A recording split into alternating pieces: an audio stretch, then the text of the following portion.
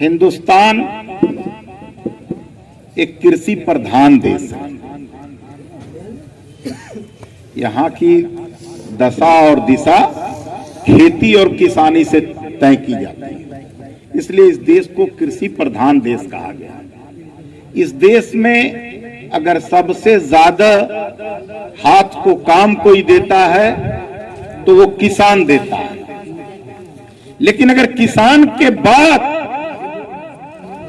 इस देश में अगर कोई हाथ को काम देता है तो वो बुनकर है।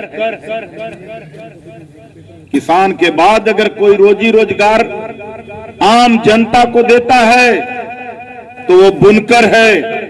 पार्टी की सरकार बनी थी तो उस समय करगह चली, तो एक जनता साड़ी चली थी।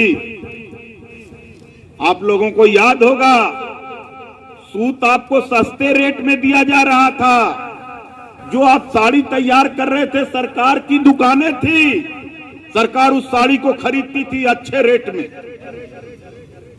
आपको सूत सस्ते में दी, साड़ी आपकी अच्छे रेट में खरीदी।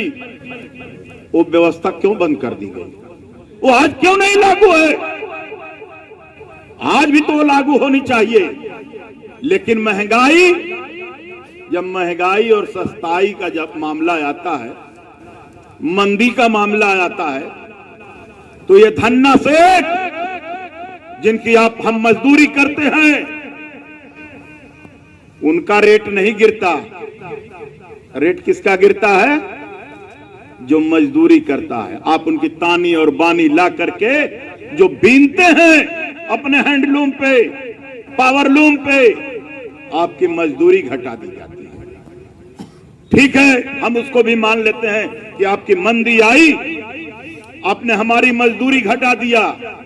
जब आपकी तेजी आती है तो आप क्या करते हैं? कभी हमारी मजदूरी बढ़ा करके भी दिया, कभी आप कहते हैं कि हमारी मंदी है, नहीं चल रहा है, हम इतनी ही मजदूरी देंगे। क्या करेंगे? आपके बच्चे भूखों मर रहे हैं। 50 रुपया 100 रुपया साड़ी जिस बुनाई की मिलती थी, उसको आप 50 रुपए पे बुनने को तैयार हो। लेकिन जिस दिन उस सेठ को फायदा होता है तो क्या 100 रुपए वाली साड़ी को 120 रुपया आपको देता है? तब तो नहीं कहता कि भाई अब हमको फायदा हो रहा है, अब ज्यादा लो। तो ये आपकी लूट हो रही है।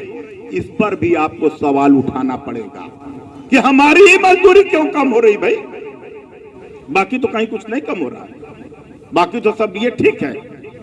मैंने देखा है भिवंडी जैसे, भिवंडी कपड़े का ढंग से देखा जाए तो बहुत बड़ी मार्केट है।